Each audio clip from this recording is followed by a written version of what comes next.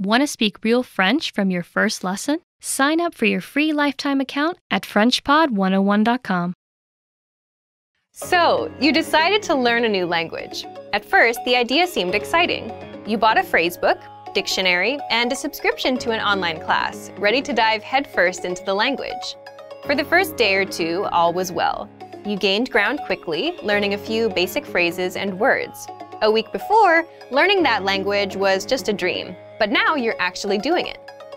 Then, the third and fourth day roll around. The excitement is wearing off. You encouraged yourself to continue, and another week or two goes by, but with a lot less progress. Suddenly, learning a new language doesn't fill you with excitement anymore. Now it feels more like dread. Sometimes it feels like you're drowning in grammatical cases, verb conjugations, and wonky pronunciation. It all seems too much to handle, so you start to think about giving up. But we encourage you not to give up. Learning a foreign language is difficult. We won't pretend like it isn't. But that doesn't mean you can't do it. Sometimes you just need to take a step back, reevaluate your approach, and come back to the language with a different perspective. In this video, we'll look at 4 tips for when learning a new language feels overwhelming. Number 1. Set aside a designated study time. Consistency is key when learning a foreign language. Studying 15 minutes 7 days a week will benefit you more than cramming in 2 hours 1 day a week. Set aside an amount of time that works best for you. If you can afford to spend an hour every day learning, that's awesome. Go for it. But don't feel bad if you can't spend that much time. Even 10 or 15 minutes a day goes a long way.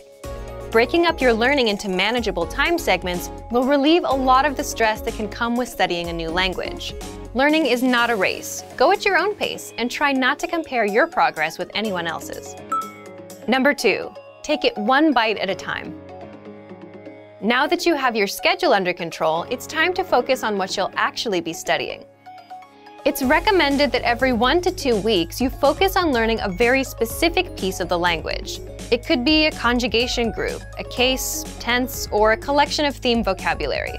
Whatever you choose, hone in on it and do your best to feel comfortable with it before you move on to something else. Ever heard the saying, "How do you eat an elephant?" Focusing on one thing at a time helps you break the language into digestible chunks. Number 3. Expose yourself to the language in different ways. Don't just sit around reading about grammar all day.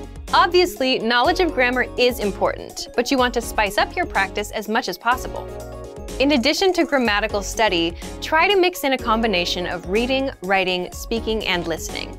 Try to practice reading by either translating a simple article into your native language, or maybe if you're a beginner, pick up a children's book in your target language.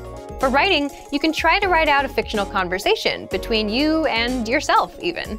Use the phrases you know to create a mock conversation, and don't use any words you can't think of or you don't remember. To practice speaking, you can find native speakers locally at a language club or at a meetup. You can also find them online in a language exchange. For listening, a great podcast should do the trick.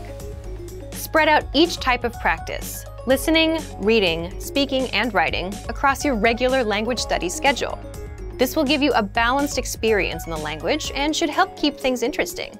This method also works well when you use it to focus on a single aspect of the language like we talked about above.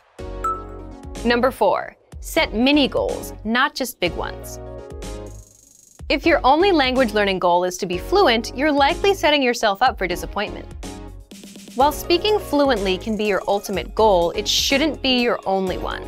Try to set mini goals month by month and week by week. It could be something simple. Learn 20 new verbs, practice a new case, or speak with 3 native speakers. As long as it's specific and reasonable to achieve in a shorter amount of time, it should work fine.